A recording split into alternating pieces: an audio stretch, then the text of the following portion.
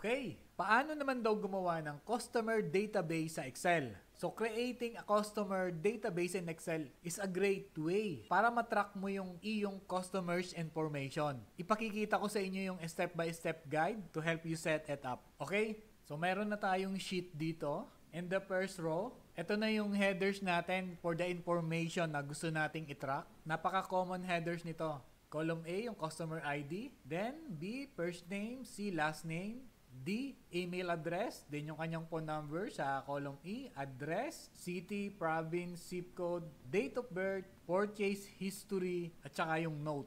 So, i-format natin yung ating headers, gawin nating bold text to make it stand out. Then, auto-fit natin yung column. Double-click lang natin yung boundary between column headers para ma-adjust natin yung column width to fit the data. So, meron na tayong mga data dito. So, lagyan din natin siya ng filters. Select lang natin yung ating header rows. Then, punta tayo sa data tab. Click natin yung filter.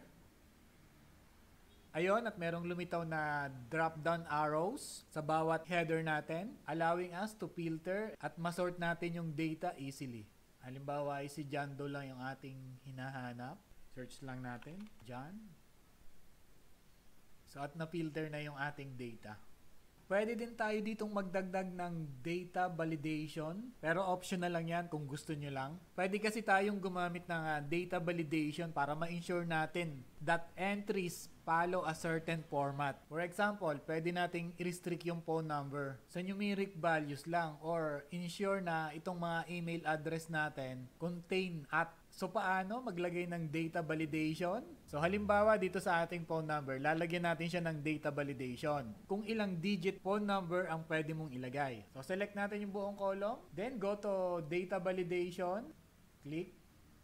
So, dito sa settings, piliin lang natin yung text length dito sa allow. Then, dito sa data equal to.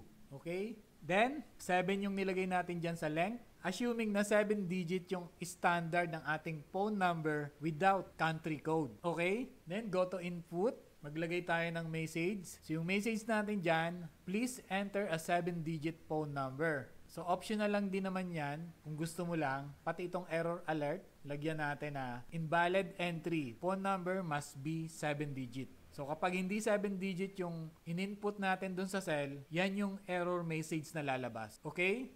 Hit okay. So, try natin. So, merong nalabas na message. Please enter a 7-digit phone number. 373-41152. Invalid entry yung lumabas dahil sobra sa 7-digit number yung ating inilagay. So, retry natin. 373-1441. So, I hope maliwanag yung ating explanation. So, punta naman tayo dito sa email address. Lagyan natin ng data validation. Select natin yung buong column ng email address. Then, go to data, data validation. So, dito sa setting, select natin yung custom dun sa allow. Then, gagamit tayo ng formula dito. So, ito yung formula na mag-i-ensure na yung i-input mo na email address ay mayroong @ symbol.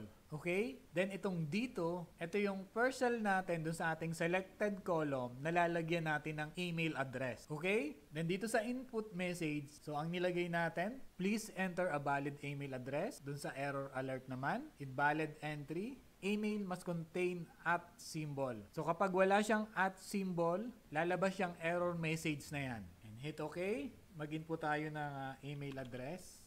Dyan. Assuming na nalimutan natin yung @ symbol. Nag-i-invalid entry siya. Try natin. So, yun. So, ang isa pa nating pwedeng gawin ay maglagay tayo ng conditional formatting dito sa birthday. Halimbawa, gusto nating ma-highlight na yung birthday ni John Doe ay upcoming na. So, halimbawa, ang birthday ni John Doe ay ngayong buwan na to, September 15. So, gusto kong i-highlight yan para ma-alert tayo na paparating na yung kanyang birthday or ngayong buwang ito ang kanyang birthday. So, make sure lang natin na itong mga birthday na ito ay naka-format as date. Select natin, then right-click, then format cells, then go to date. Select tayo ng type, then hit OK. Select lang natin yung date of birth na gusto nating i-highlight. Then go to home. Go to conditional formatting, then new rule. Dito sa formatting rule, select natin itong use a formula to determine which cells to format. Then dito sa format values, ito yung formula na gagamitin natin. So itong formula na ito ang mag-check kung ang month ng birth date dito sa cell J2, yung birthday ni John Doe, ay magmamatch ngayong buwang ito. Okay? Then punta tayo sa format. Lagyan natin ng kulay para sa highlight. Doon tayo sa fill. Then light blue. Hit OK. Then hit OK. So ayun, at na-highlight na yung birthday. Dahil ngayong buwan na to ay September, so na-highlight na yung birthday ni John Doe at saka ni Jane. So assuming na ito ay 10, so wala siyang highlight kasi next month pa. Okay? So kung ang gusto mo naman ay within the next 7 days, uulitin lang yung ating ginawang conditional formatting at magseset tayo ng panibagong rule. Use a formula. So yan naman yung formula natin gagamitin. Okay, then go to format. Lagyan natin ng red. Then hit OK. So ngayon ay September 4, gawin natin September 8 ang birthday.